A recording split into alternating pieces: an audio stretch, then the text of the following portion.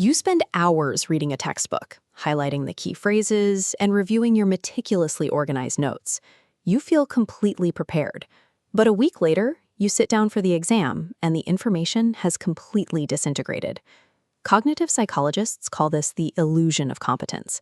Our brains confuse current performance, how easily a fact comes to mind while staring right at it, with actual learning, which is the permanent storage of that fact.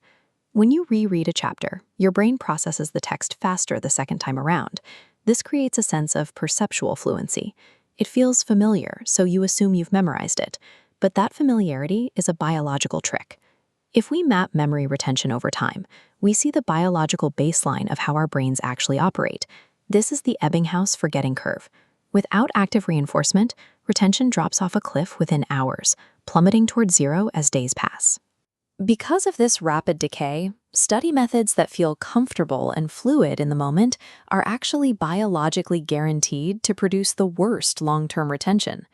To build durable memory, we have to introduce what researchers call desirable difficulties.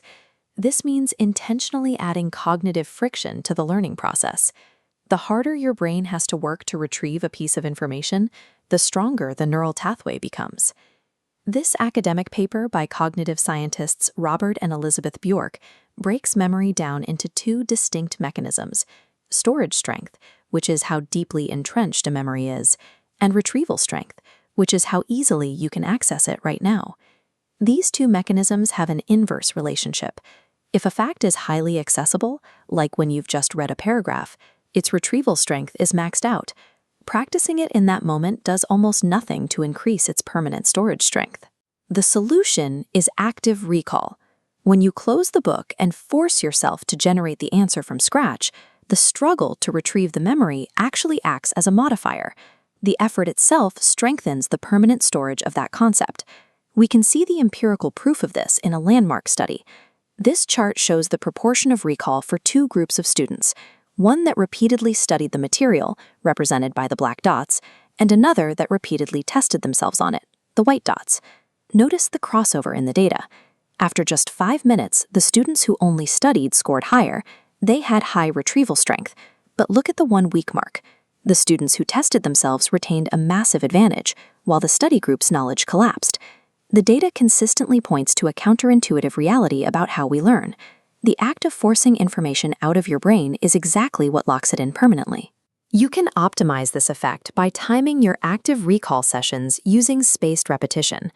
This involves waiting to test yourself until the exact moment you are about to forget the information, maximizing the cognitive friction. Each time you allow a memory to decay and then successfully retrieve it, you bump it back up to 100% retention. More importantly, the rate of decay slows down. With each successive review, the memory curve flattens, making the knowledge highly stable. The structure of your practice matters just as much as the timing. Most students use blocked practice, doing 20 identical math problems in a row. A far superior method is interleaving, which mixes completely different types of problems into a single session. When you practice the same procedure over and over, you enter autopilot. Interleaving removes that safety net. Because no two consecutive problems require the same strategy, your brain must evaluate the problem and actively choose the right tool for the job. This chart illustrates the disconnect. Students practicing in blocks judged their performance to be much higher, but when researchers looked at actual long-term test performance on the right, the interleaved group crushed the blocked group. Interleaving feels clumsy and slow. But that distinct feeling of mental exertion and slow progress isn't a sign of failure.